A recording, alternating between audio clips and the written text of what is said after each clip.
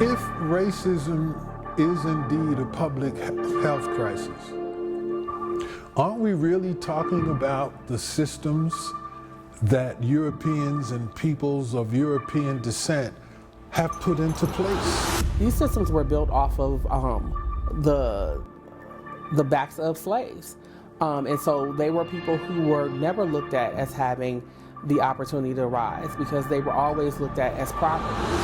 And when you think about the issue of racism as a public health crisis, it really looks at the issue of systemic racism and the implications of systemic racism through a public health lens. When you look at the city of Cleveland, we have some of the poorest health outcomes of any city, not only in America, but actually across the globe. With racism now defined as a public health crisis here in Cleveland and in other parts of the country, we must take a look back at our history to understand its impact today. With the advent of slavery, and chattel slavery in particular, what we saw was race being associated with how you look. And so it created this caste system with African Americans or people who were dark-skinned, always on the bottom. Enslaved African people were redefined as something other than being a human being.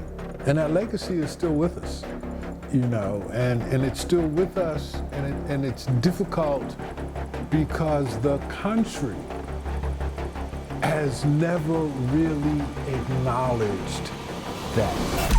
Okanta says that racism and white supremacy are so embedded in our society that those with a privileged status don't even recognize it. To the extent that we've had over 400 years in this country for African Americans, that we've been under the either aegis of slavery, oppression, or discrimination. It is very, very important that the community start to understand and develop policies, practices, procedures, and have accountability measures that start to hold our community responsible and accountable for how we deal with all of the people in the community, especially those people from communities of color. I think that when you look at inequities and how the African American community is disproportionately impacted here, we have to look at, you know, the causes of the inequities, and the key culprit is racism. And with racism defined as a public health crisis, we must also look at the social determinants of health that feed into health disparities and unhealthy outcomes among people of color. If you look at it just in terms of zip codes across greater Cleveland, there are some areas in our community where 4 out of 10 people don't know where their dinner is going to come from this evening. And in my opinion, that's a true shame. This is the United States of America, yet we have 4 in 10 people who, again, don't know where their next meal is going to come from. That will naturally cause someone to be unhealthy. We think about it in terms of economic viability and mobility. We think about it in terms of housing and environmental conditions. We think about it in terms of access to transportation, good jobs, and safe neighborhoods. So when you think about all of those things, you have to think about them not just in how a community is dealing with it, but whether there are structural barriers based on racism and long-term discrimination that impede the progress of certain populations from reaching their maximum and ultimate potential. So individuals are having difficult times coming over to receive their medical care, whether that's because of public transportation or personal transportation.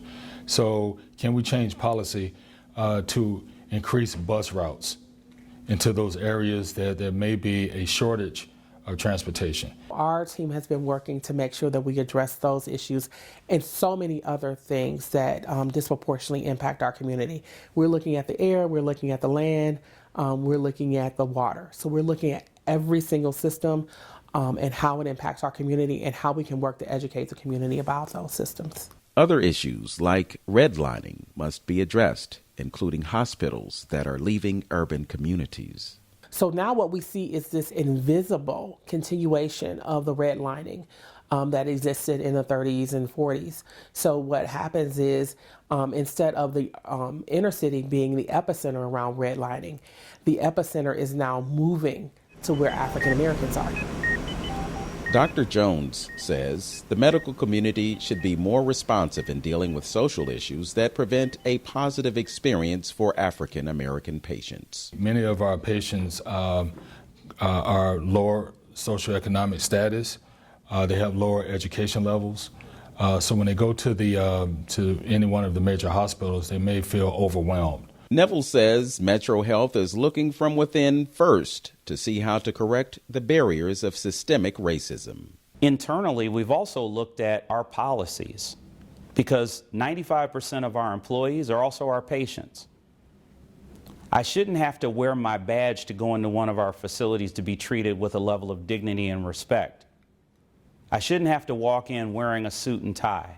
As we deal with policies, Neville says we must also work collectively if we want to see a change in the many health disparities by building partnerships, collaborations, and having community discussions with all sectors of our community, including those who are most vulnerable. Okanta has another recommendation. In this historical moment, this reckoning that's happening in this post-George Floyd, Breonna Taylor world, there's a need for white people to sit down with each other and talk about the negative impact that living in a white supremacy system has had on them. We're really trying to figure out not just a organizational approach, but a grassroots organizing approach that will lead to improvement of the quality of life for people in neighborhoods and communities.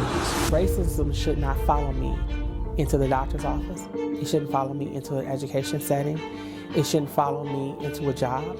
It shouldn't follow me anywhere because racism should not exist. The theory of a rising tide lifts all boats, in my opinion, is very true.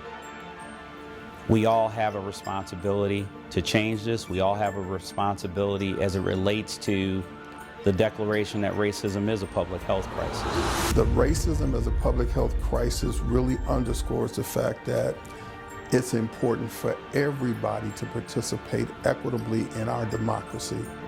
And it's only fair and just that we do that. And if we don't do that, then our democracy is in jeopardy.